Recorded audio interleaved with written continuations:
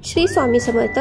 आज आपण पाहणार आहोत कधीही न ऐकलेल्या किचन टिप्स। चला तर मग सुरुवात करूया। डोसा बनवताना डोशाचे पीठ तव्यावरती चिटकू नये त्यासाठी अर्धवट वांग्याचा किंवा कांद्याचा भाग तेलामध्ये बुडवून तव्यावरती फिरवावा, त्यामुळे डोशाचे पीठ तव्याला चिटकत नाही।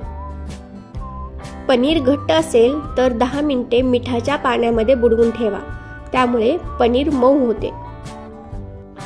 पुरी कुरकुरीत येण्यासाठी पिठामध्ये 2 ते 3 चमचे बारीक रवा घाला, त्यामुळे पुरी कुरकुरीत होते। पुरणाची पोळी बनवताना पोळीला गव्हाचे पीठ लावण्याऐवजी तांदळाचे पीठ लावा, त्यामुळे पोळी फाटत नाही। गरम पाण्यामध्ये 1 चमचा सायट्रिक ॲसिड, 1 चमचा मीठ टाकून या पाण्यामध्ये तांब्या पितळेची भांडी ठेवावी आणि 5 मिनिटांनी काढून साबणाने स्वच्छ करून घ्यावी, लगेच स्वच्छ होतात। खसखस बारीक वाटायची असेल तर 15 मिनिटे पाण्यामध्ये भिजत घालावी, त्यानंतर वाटावी, बारीक पेस्ट होते। जे धान्य धुता येतात त्यांना बोरिक पावडर लावून ठेवावी आणि जे धान्य धुतले जात नाही त्या धान्यामध्ये कडुलिंबाचा पाला ठेवावा, कीड पडत नाही। अद्रक लसूण पेस्ट तयार केल्यानंतर 1 चमचा तेल टाकावे आणि ही पेस्ट फ्रीजमध्ये ठेवावी, त्यामुळे ती खूप दिवस टिकते। दह्यापासून लस्सी बनवताना पाण्याऐवजी दुधाचा वापर करा, लस्सीची चव छान येते। दही जमवत असताना जर ते घट्ट होत नसेल तर मातीच्या भांड्यांमध्ये लावा, त्यामुळे मातीची भांडी पाणी शोषून घेते आणि दही घट्ट जमते। थंडीच्या दिवसामध्ये इडली पीठ आंबविण्यासाठी त्या पिठामध्ये बटाटा घालावा, त्यामुळे पीठ लवकर रेडी होते। पुदिन्याची हिरवीगार पानं सावलीमध्ये वाळवून घ्यायची आणि त्याची पूड बनवून हवाबंद डब्यामध्ये फ्रीजमध्ये ठेवावी। जेव्हा आपल्याला गरज पडते तेव्हा आपण ताकामध्ये, दह्यामध्ये केव्हाही पुदिन्याची पूड घेऊ शकता। कारलं कट केल्यानंतर त्याला थोडंसं मीठ लावून अर्धा तास ठेवावं, त्यामुळे कारल्यातील कडूपणा कमी होतो। फ्लावर साफ करताना कोमट पाण्यामध्ये 1 चमचा मीठ घालायचं आणि त्या पाण्यात फ्लावर भिजत ठेवायचे, त्यामुळे फ्लावरमधील कीड असेल तर बाहेर येते आणि फ्लावर स्वच्छ होतो। तुरटी फिरवलेल्या पाण्यामध्ये छोले भिजत घालावी, त्यामुळे छोले मऊ होतात।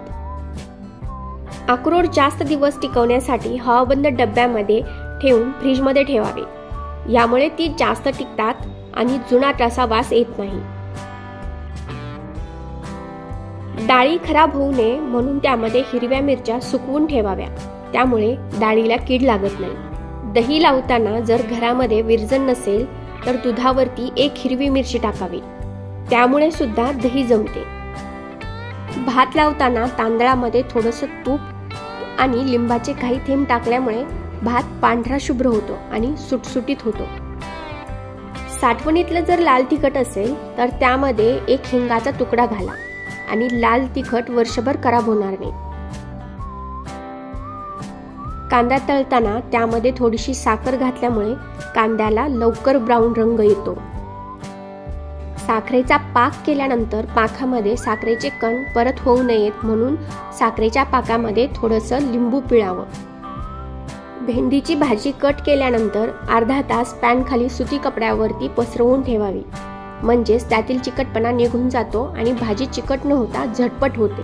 डाळ जास्त प्रमाणात शिल्लक राहिलेली असेल तर दुसऱ्या दिवशी कणिक मळताना त्यात थोडासा कांदा, डाळ, कोथिंबीर आणि थोडंसं तिखट, मीठ घालून पराठे तयार करा। पराठे खूप चविष्ट लागतात। ताक आंबट होऊ नये म्हणून त्यामध्ये भरपूर प्रमाणात पाणी टाकावे। ताक घेताना वरचे पाणी काढून टाकावे आणि खाली बसलेले ताक प्यावे, त्यामुळे ताक आंबट लागत नाही। तुम्हाला जर ही माहिती आवडली असेल तर लाईक, शेअर, कमेंट करा आणि अशाच नवनवीन व्हिडिओजसाठी सबस्क्राईब करा। Thank you for watching.